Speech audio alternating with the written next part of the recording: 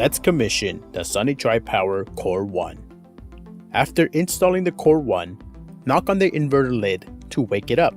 Wait until the blue LED starts blinking. On your device, go to the Wi-Fi settings and look for a network that is SMA followed by the device serial number. Enter the WPA2 passcode located on this label as the Wi-Fi password and connect to that network. You can also locate the serial number on the back of the manual.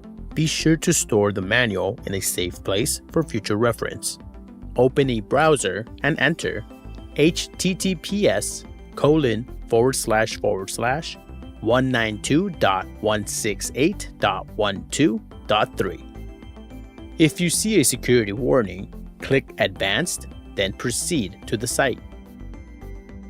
If you're logging in for the first time, you'll be prompted to create a password twice, once for the user and once for the installer. This is expected even if both roles aren't visible right away. Returning users can simply select their user group and log in. Start commissioning by selecting Installation Assistant from the menu. Here, you'll configure the inverter's network connection. Please use an Ethernet cord for a more stable and reliable connection. Please note that the CORE1's Wi-Fi functionality is intended solely for commissioning and should not be used for ongoing communication or system control.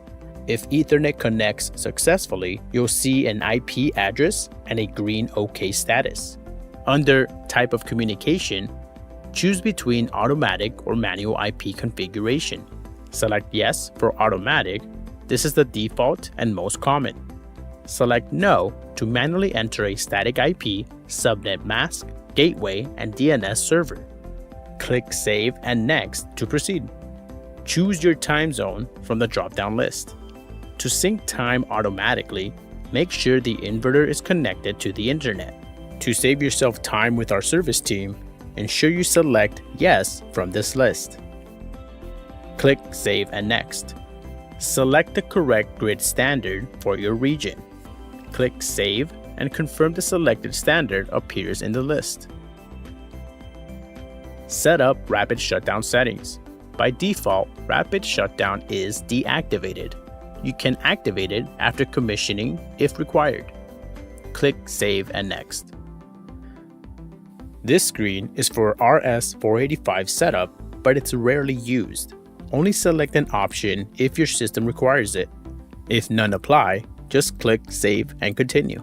If you plan to add an energy meter to the system, a Data Manager M is required. You'll be able to configure the energy meter during commissioning or later through the Data Manager interface. Click Save and Next. Configure active and reactive power settings. Most systems won't require changes here. If you're unsure, reach out to our service team through the online service center.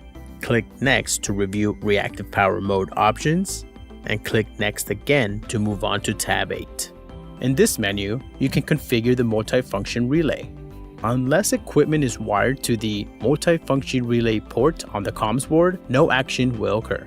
If nothing is connected, leave this set to fault indication and move on. Set up string failure detection. This feature helps identify underperforming strings by comparing inputs with similar conditions, like tilt, shading, or module type. It's off by default. Click On to begin. Assign each input to a group.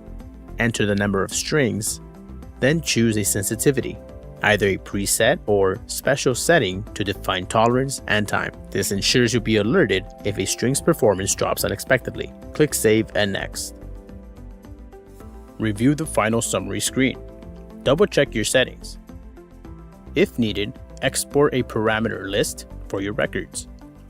Once everything looks correct, click Next. Commissioning is now complete for the Sunny Tripower CORE1 inverter. To learn more and to find more resources on the Sunny Tripower CORE1, visit sma-america.com.